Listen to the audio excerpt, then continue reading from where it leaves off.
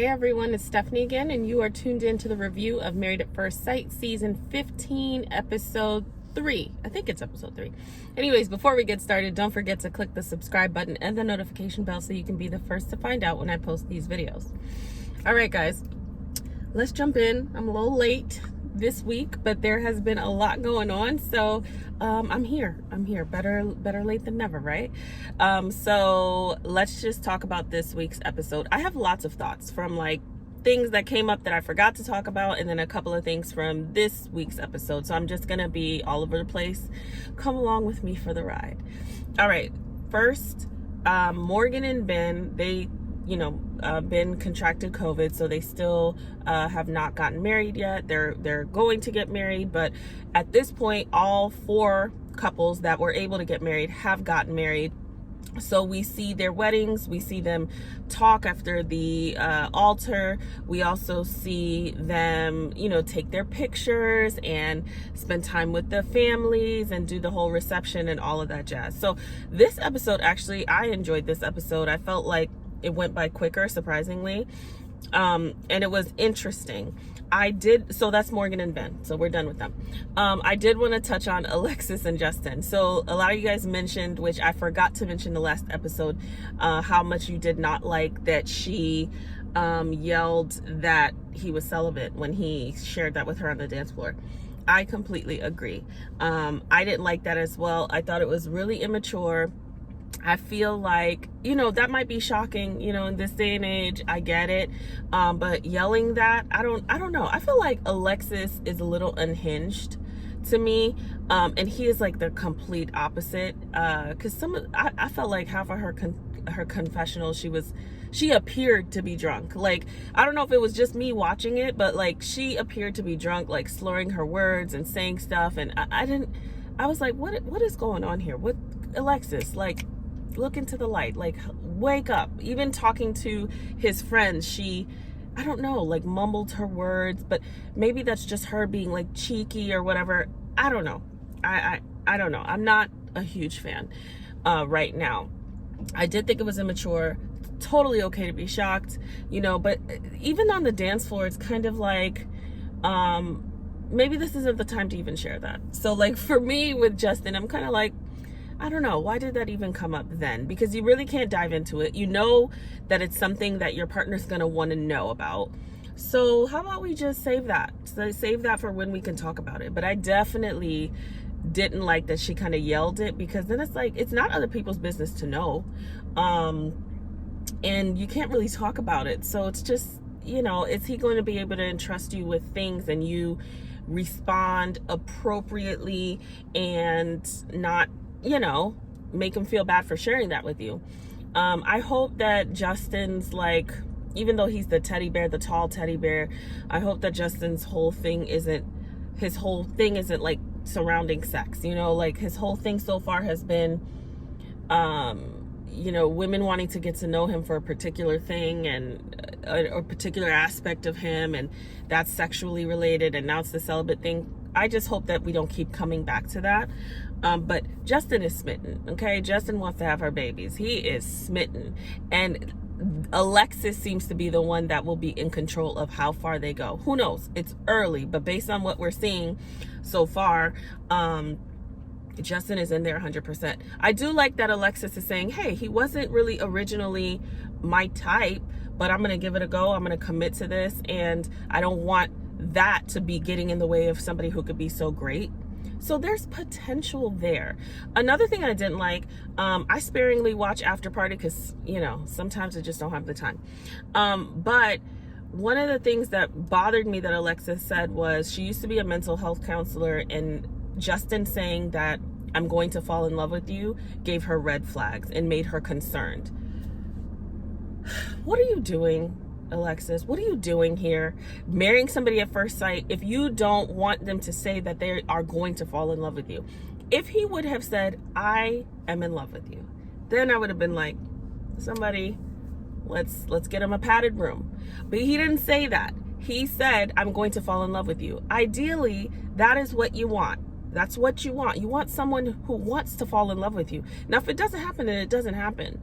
But I would be so excited to hear that's what he wanted, that he was so smitten at the beginning that he's like, to me, that means I'm going to make it work. I'm so fully invested. I'm going to make it work so that we can be together and this could be our story. And her saying, using the mental health counselor thing to validate why what she said was right, made me question what kind of counselor, how good of a counselor you were. Because if we look at all the things, all the variables in this whole situation, the fact that he said that, for me, without saying I am in love with you, but I'm going to fall in love with you, that is essentially his goal, was a good thing. And I think she read that wrong. So that was that, you know, I don't know. It's too early to tell, but I'm not like a huge fan. I'm just trying to feel her out. Even the storyline of being proposed to 3 times. Like, I really want to know the behind the scenes on that one, because, you know, were they legitimate? Like, were they truly legitimate? So, you know, that's Alexis and Justin. I really enjoyed seeing Justin's interaction with her sisters, and he just seems genuine. He's like happy to be here. I love seeing him and his brother. Obviously they're very close and they have a very layered relationship, and his brother just really being so protective and saying, you know, I'm happy to see, like, after seeing like their dynamic together, just happy to see that, hey, we're off to a good start. I know we're not far in yet, but we're off to a good start. Alexis's interactions with everybody else was okay to me. It was nothing wowed. Even talking to the parents, like, her, I don't know, it felt like she was like spitting game or something. Like, I didn't get like such genuine vibes. And it's not to say she's not, it's just, I don't know. I don't know. I feel like you guys know what I'm saying. If you've watched me long enough, you know what I'm saying. There's just something missing there. So it's to be continued with the 2 of them, but we're off to a great start. I thought their pictures were stunning. Clearly they use different photographers, and I didn't know it was the same day this time. So having the same day, same time, different photographers, the Alexis and Justin's photographer, their pictures are breathtaking. A lot of the other pictures are absolutely terrible. Some of it is chemistry, but most of it is the photogs. Like, they were terrible compared to how beautiful Alexis and Justin's pictures were. Anyways, I digress because I will ramble on. Moving on, Kristen and Mitch. I'm not a fan of Mitch, okay? I am just going to go ahead and say it. I'm going to say, and this is the first time since I've reviewed this series, and I've been reviewing since season 6. This is the first time that I'm just going to go ahead and say it from the very beginning. And I don't like to do that because, you know, I love love and I'm always hopeful and I hope it works out, and I'm so excited for it worked out. It's not going to work out between Mitch and Kristen. You know, and not to say that Kristen's perfect, because she's not. She's talkative, and she's a lot of energy. You know, sweet girl, kind of blindsiding her dad. That leaves me to wonder where your like critical thinking skills are and decision making skills are. But Mitch is going to get in the way of that relationship, and she might too, but Mitch is going to be the reason why that relationship doesn't work out. Mitch, first of all, if you guys watch this episode, every time they kind of said, why did you want to get married at first sight? Essentially, Mitch was saying, listen, up until this point, nobody has had me and nobody wants me. And here, I'm forcing myself to put myself in this situation where I don't get in my own way, but that somebody has to have me because they agreed to have me. It didn't come off genuine. It didn't come off like, I'm ready for marriage and I want this right now. It's kind of like, I have tried, I can't do it, and it hasn't worked out before. And so I have to, like, here, take me and put me somewhere and make it work out. That doesn't feel like this is going to work out. That doesn't feel like you're really ready to do the work. He's already showed so much in such little time. I mean, he has shown so much lack of flexibility. He is a Devo, okay? He is acting up over like very little things. You know, he says that she's not like, he's not super attracted to her. I don't know if that he's not attracted to her because aesthetically she is not his type, or because she's so done up. But that irritated me. You guys are not meeting at a park. We're not meeting at a circus. We're not meeting at, you know, a picnic. We are meeting at the altar to harp on her being so done up. And to yes, you might like a woman in a more natural state. Hey, some guys don't like makeup. That's fine, but like, you're not gonna get that here. Why are you focusing on the fact that she's so done up, the fact that she has to drag this big dress around, her wedding dress, the fact that she's in these heels, the fact that she has all this makeup on? What were you expecting? You didn't show up in overalls. You showed up in a suit. So to me, it's like he's looking for issues, and you know, she's almost like proving herself. I recycle, you know, like, you came with who you are. You're passionate about these things. This is what's important to you.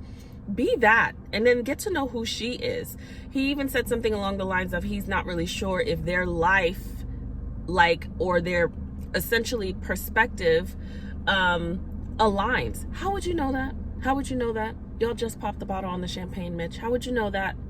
He's not, I'm not a fan. I really just, I don't like Mitch. I'm just gonna go ahead and say it. I just don't.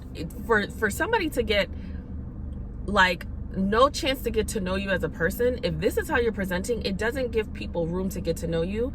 And we can already see why Mitch has not been successful in relationships. We can already see it. And he is 41. Listen, 41 is not old, right?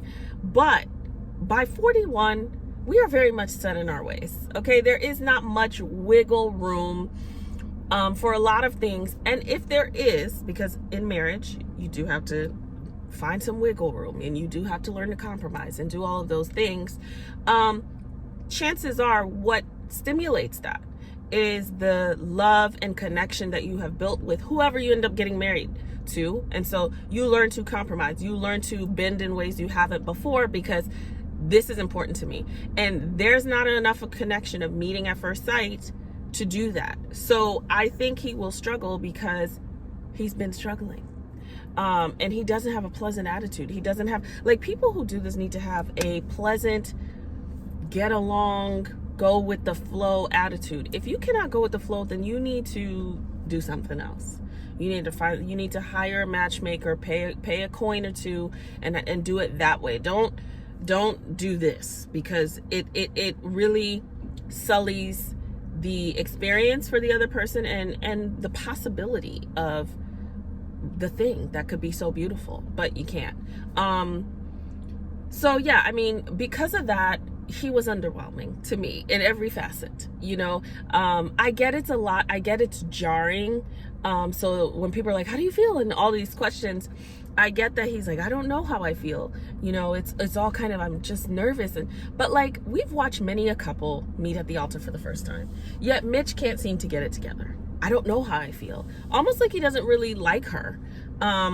Or is not really feeling her, or is not attracted to her, whatever the case may be. He's so in his own way that he can't even say, so far so good, man. She's cool. She's talkative. Like, what if, just look at her as a person. Just like, you don't really know anything else about her. So far we're having a good conversation. She seems lovely. Like, you don't have to love her. You don't really even have to like her. She seems like a nice person. You can't even say that. Like,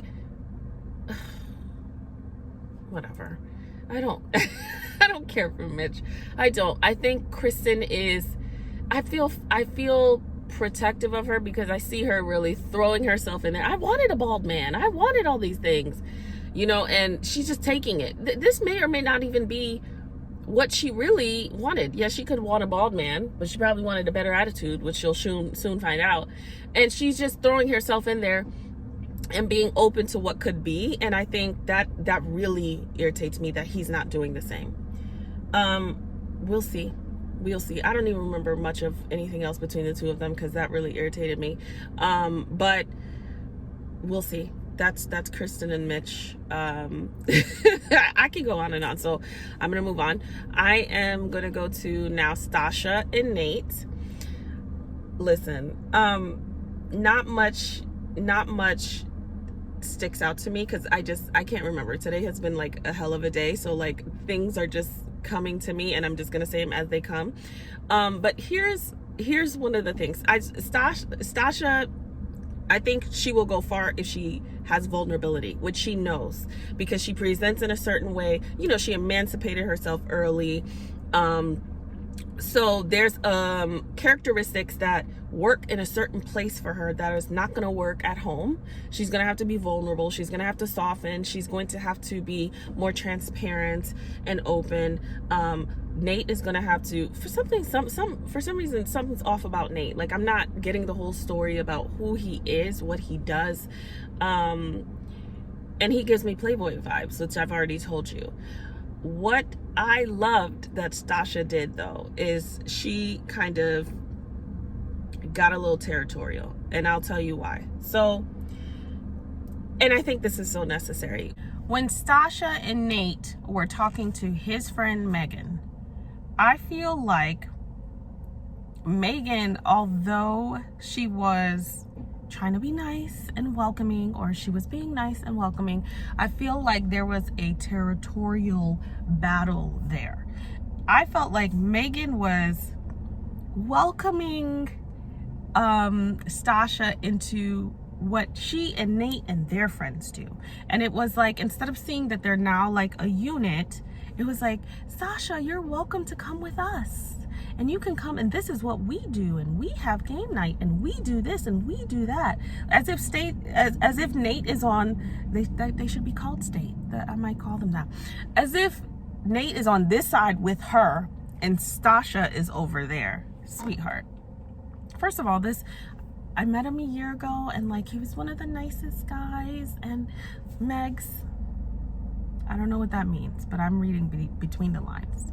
What I do know is that if they said, hey, raise your hand if you're Nate's wife, whether I've known him for a year or 1 minute, I get to raise my hand. I've known him for only a couple of hours at this point, if I'm Stacia, yet I get to raise my hand. So it's cool to be friendly, but also in girl worlds, like, women recognize when women are saying a thing and when we are saying other things, even if we didn't actually say it. So when I was looking at Megan, I was like, okay, she is kind of trying to cement that she has been here. That's my perspective, y'all. She has been here, and she's been here a long time, and she's really protective over her close friend. She got so emotional, and I'm happy for you guys. And you can be a part of our world, except it's now their world, and you have to figure out how you get to be a part of their world. So I love that Stacia was like, maybe there won't be as many game nights. I love that she did that, because she can do that now. Like, now you have to learn how to integrate your life with me, which means there won't be as many game nights. Maybe I'll be included in some, maybe I won't, but maybe you just won't be going to 7 nights of game nights or 2 nights of sunset watching. And I want to know what the history is between Megan and Nate. Has there ever been anything? Because when she sat there and welled up with tears, girl, Megs, I love that Stacia did that. I love that and if you guys noticed, she kind of, as Megan was talking and kind of staring at them, and it was this hella awkward scene, Stacia grabbed Nate's hand. And I don't know if she meant to do that, but subconsciously, that's kind of like, okay, this is mine. Even though he's a person, he doesn't belong to her. But you know what I'm saying? This is my husband. Like, we are a unit here.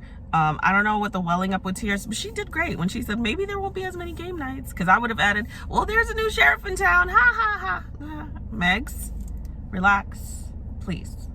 Okay? Because this is not my man. I get it. Maybe he was your man the last year, but now things have changed. It was just weird, because there's a way to, as a friend, say, hey, I really love my friend, I'm so happy. It just felt weird. I'm gonna keep an eye out on Megs. And Megs was the one who also asked, what if she has problems with you having female friends? Like, why is that, of all the questions, your friend is getting married at first sight? I mean, yeah, it's a valid question. What if what if your partner doesn't like you talking to people of the opposite? But it was a scene. It was a scene that went on, illustrating that that's like a major concern, and that should, of all the things to ask, that's not really the most important thing right now. So I'm got my eye out on Megs, okay? Because, you know, we really don't know what the history of her and Nate is, and she is the spokesperson for the group of friends that he has, and, you know, Nate gives me Playboy vibes, and I don't know. I really don't know. So it'll be interesting to see how they integrate friends on both sides, and also like really setting boundaries, which is important no matter what, whether it's a couple who's known each other for 10 minutes or a couple who's known each other for 10 years. So that is Stacia and Nate. Last of the couples who've gotten married is Lindy and Miguel. Lindy and Miguel are my faves, okay?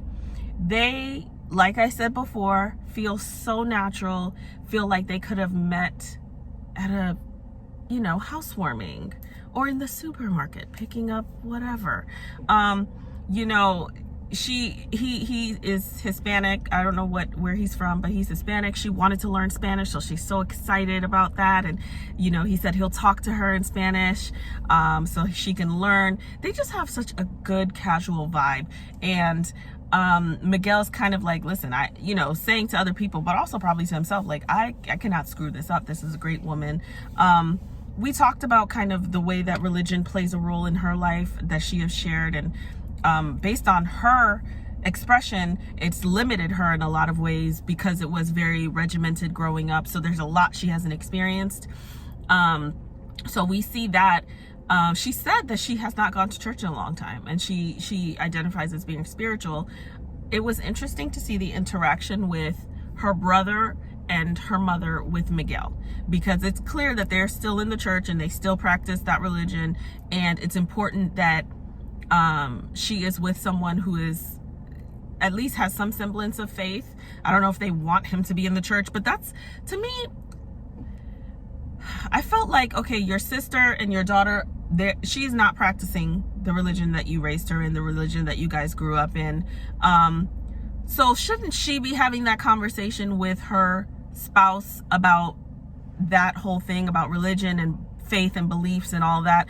I feel like her brother was a little out of line, because we just met at the altar. Yeah, that might be something he wants to know. Obviously it's important for him, but really it should go through your sister, and I don't think it should happen at the reception, because here's the thing, what if his answer is no? And it kind of was like no. It kind of was, and his perspective was like, who am I to tell someone they should or should not believe in something? And that's not what they wanted to hear. But then I'm like, what is your sister's, perspective, or what is your daughter's perspective? Because she is saying she's spiritual. She hasn't gone to church in a long time. So you cannot force her spouse to believe, and I'm a faith girl. So this is me completely objective, just seeing this, because it's important for me and it would be important for my spouse. But like, let's say I wasn't going to church, then could my brother or mom tell my spouse, like, you need to, it just felt like this is weird. Like, did they do this for TV or what? Because they need to be talking to Lindy, who is a grown woman and who can make her choices, and then she can now make choices with her husband and talk about what's important and how they want to walk through this life together and integrate or give each other space to be, or whatever it looks like. So that was interesting. But Lindy and Miguel are still my faves. I hope that they're really accomplished. They have a lot of layers, not perfect, but definitely like the front runners for this season in terms of like watching a couple and really enjoying them. I just enjoyed watching them. She looks so happy. She's like so beautiful and happy, like, I think I was telling my husband as I watched this, I said she has like such a bright spirit, and that shows up on her face, that she has such a bright, beautiful face, because she looks so happy, but she also looks like such a pleasant person. We'll see. There's sides to people, but like her seeing Miguel and being so happy with him and him being so happy with her, they look so like beautiful to me together. So I'm hoping, man, I am hoping. We have not seen Morgan and Ben yet meet each other. I have my opinion on that because Morgan has a really strong personality. Ben is a cheapskate mama's boy, so I don't really know how that will work, but we shall wait. And yes, The others, you know, I can't vouch too high for them, but Lindy and Miguel for sure. I'm hoping that they keep me through this season.